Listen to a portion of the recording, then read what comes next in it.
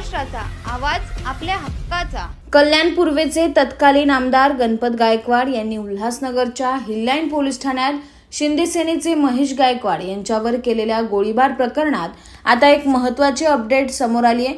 या प्रकरणाच्या पुरवणी चार्जशीटमधून आमदारांचा मुलगा वैभव गायकवाड यांचं नाव पोलिसांकडून वगळण्यात आलं आहे।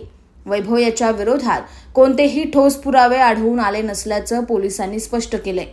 जवळपास वर्षभरापूर्वी गणपत गायकवाड यांनी उल्हासनगरच्या हिललाईन पोलीस ठाण्यातील वरिष्ठ पोलीस निरीक्षकांच्या केबिनमध्ये शिंदे सेनेचे तत्कालीन शहर प्रमुख महेश गायकवाड यांच्यावर गोळीबार केला होता। या प्रकरणी गणपत गायकवाड हे अजूनही जेलमध्ये आहेत। त्यांच्यासह अन्य काही आरोपींना पोलिसांनी अटक केली होती।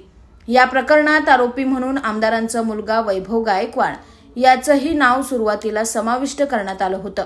मात्र या प्रकरणाची पुरवणी चार्जशीट नुकतीच उल्हासनगरच्या न्यायालयात सादर करण्यात आली असून त्यातून वैभव गायकवाड याचं नाव वगळण्यात आल्याचं समोर आलंय। याबाबत पोलिसांना विचारलं असता वैभव गायकवाड यांचा या गोळीबारात सहभाग असल्याचे कोणतेही ठोस पुरावे आढळून आलेले नाहीत। इतकंच नव्हे तर गोळीबार होण्यापूर्वीच ते पोलीस ठाण्याच्याही बाहेर पडले होते हे सीसीटीव्हीतून स्पष्ट होत आहे। त्यामुळे चार्जशीटमधून त्यांचं नाव वगळण्यात आल्याची माहिती पोलिसांनी दिली आहे। दरम्यान ही घटना घडल्यापासून वैभव गायकवाड फरार असून आता मात्र चार्जशीटमध्ये त्यांचं नावच नसल्यामुळे पोलिसांनी त्याला एक प्रकारे क्लीन चिट दिल्याची चर्चा आहे।